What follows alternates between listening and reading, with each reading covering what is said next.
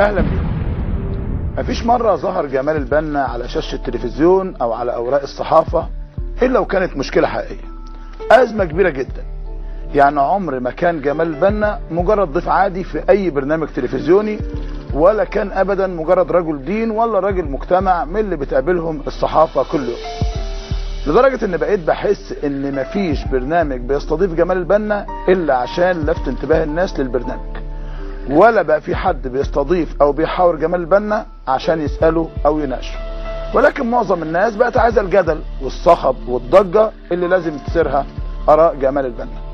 النهاردة انا مش قاعد قدام جمال البنا بدور على ازمة جديدة او عايز اخلق مشكلة، ولكن النهاردة عايز اعرف ليه كل المشاكل والازمات دي اللي ورا كل الصخب والضجيج ده، ليه جمال البنا بيثير كل هذه التساؤلات والمشاكل.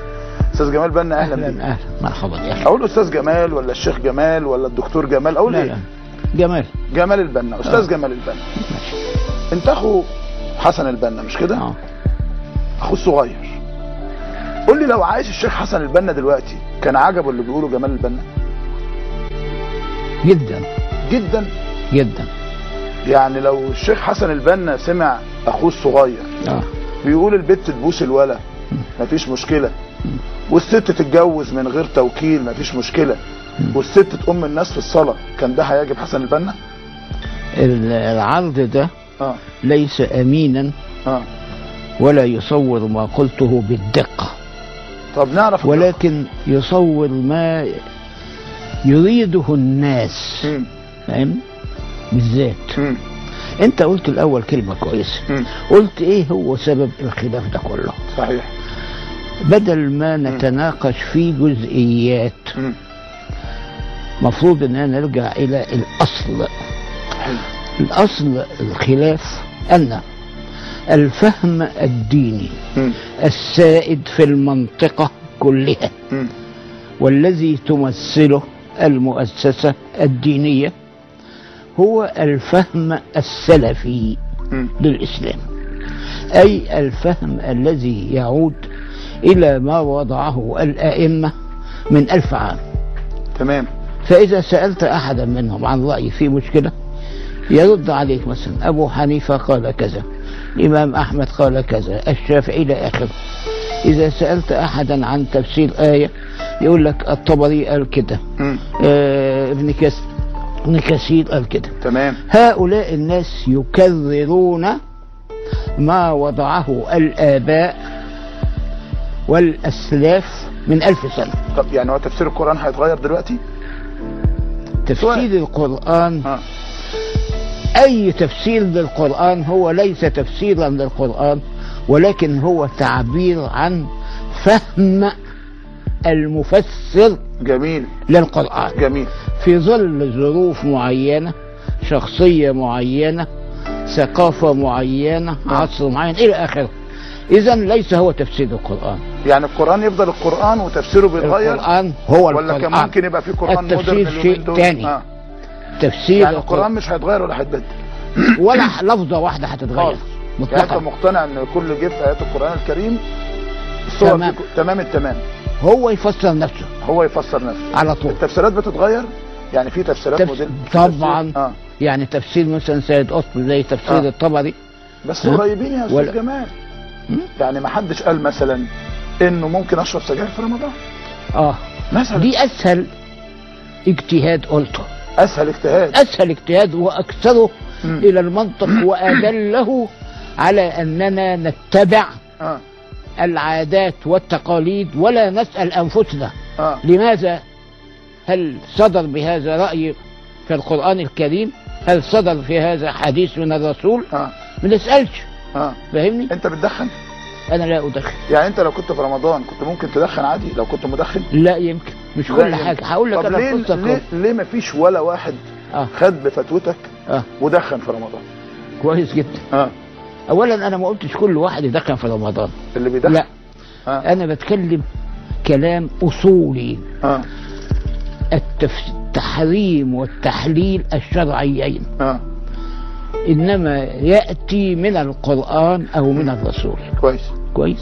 الرسول بيقول ايه؟ الحلال ما احله الله في كتابه والحرام ما حرمه الله في كتابه، وبينهما عفو فاقبلوا من الله عافية. كويس.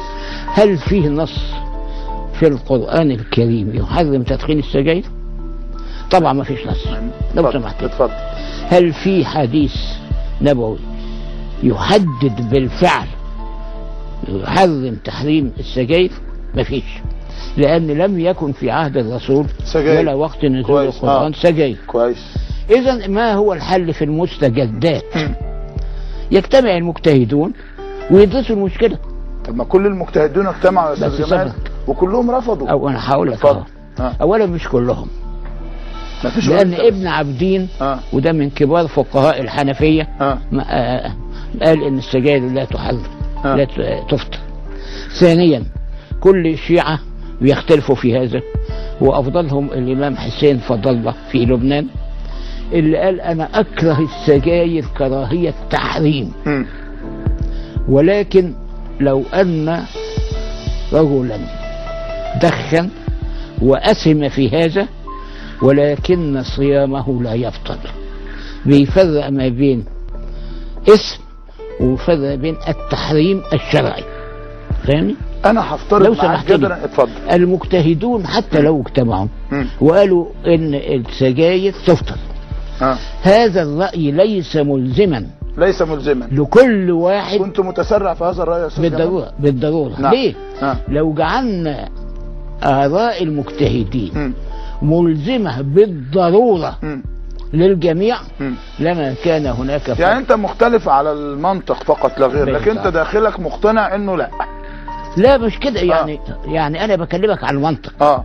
ادي المنطق. لكن انت لو بتدخن ما كنتش هتدخن في رمضان. لا، في حالة تانية ان في حقيقة الحال انا مش بقول لهم ايه دخنوا في رمضان وانفخوا السجاير زي ما انتوا عايزين. لا، انا قلت هذا الرأي ليه مجموعة معينة ادمنت التدخين. كان لازمته ايه يا استاذ جمال؟ ما انا هقول لك اهو.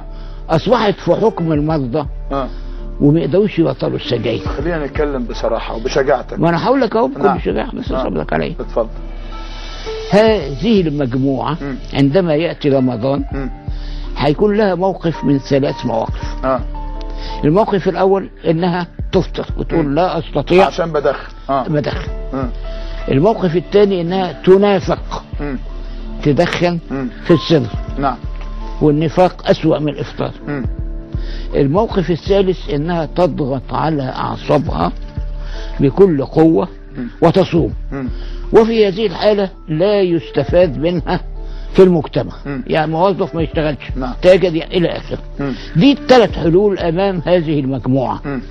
احنا قلنا لهم انت تقدروا تدخلهم 3-4 سجاير كسرا لهذه العادة وتبقوا مصلين. يعني انت كنت بتحل موقف فقط لا غير. بالظبط. ما عندكش الشجاعه ان انت دلوقتي تعترف ان الفتوى دي كانت خاطئه؟ لا، ما مش خاطئه. ما انا بقول لغايه دلوقتي مش خاطئه. مش خاطئه. انا قلت لك الاصل الاصولي بتاعها وقلت لك المقصود بيها بالذات. بس هم بيكبروا. ثوره المشايخ عليك شايفها ايه؟ انت درست دين يا استاذ جمال؟ ده انا درست دين من سنه 46. خريج ايه حضرتك؟ خريج ايه يا استاذ جمال؟ انا ما تسالنيش خريج ايه، لان لو كنت خريج من الازهر ما كنتش هقول حاجه كويسه. يعني الازهر ما بيعرفوش؟ لا طبعا. الازهر بيكرروا آراء السلف، مش بيرجعوا للقرآن الكريم.